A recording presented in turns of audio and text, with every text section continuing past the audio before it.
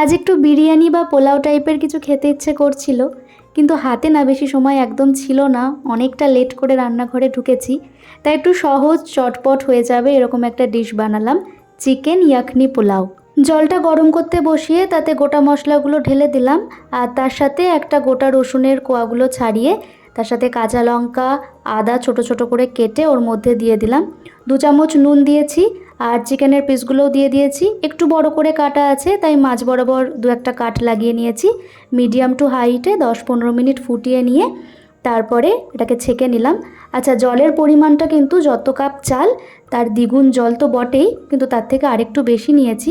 মানে 3 কাপ চালে আমি 6.5 কাপ জল দিয়েছি, কারণ জলটা ফোটার পর একটু কমে যাবে। চিকেন আর চিকেনের স্টকটা আলাদা করে নেওয়ার পর আর বিশেষ কিছু কাজ নেই।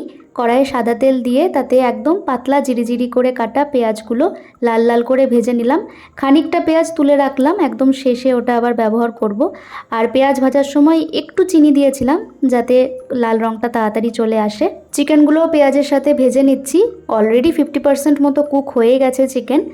আর তারপর ওতে দিয়ে দিলাম আদা রসুন কাঁচা লঙ্কার পেস্ট।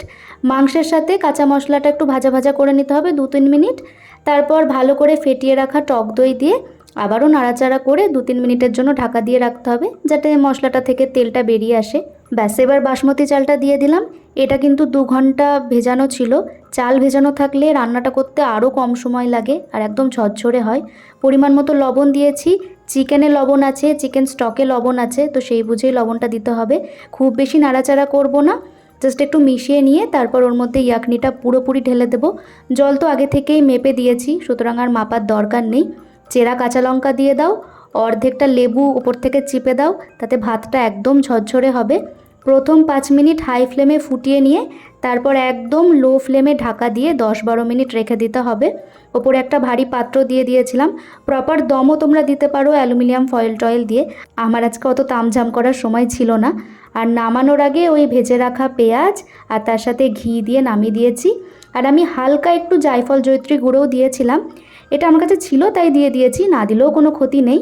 মিক্স করার পর গ্যাসের ফ্লেমটা অফ করে কিন্তু 20 মিনিট স্ট্যান্ডিং টাইমে রাখতেই হবে, যাতে ব্যাপারটা খুব ভালোভাবে সেট হয়ে যায়। গরম গরম ইয়াখনি পোলাও সাথে রায়তা, লাঞ্চটা আজকে জাস্ট জমে ক্ষীর। এই ডিশটা ভীষণ ভালো হয় খেতে, ফ্লেভারফুল কিন্তু ভীষণ লাইট। যে কোনো সাইড ডিশের সাথে খাওয়া যায়, গ্রেভি, কোরমা, রোস্ট, চাপ, যে কোনো সাইড ডিশের সাথে। আর আমাদের তো রায়তা থাকলে আর কিছু লাগেও না সাইড ডিশ, রায়তা দিয়েই দারুণ খেলাম। তো চলো, আজকের মতো ভিডিওটা এখানেই শেষ করছি। সকলে খুব ভালো থেকো, সুস্থ থেকো, টাটা।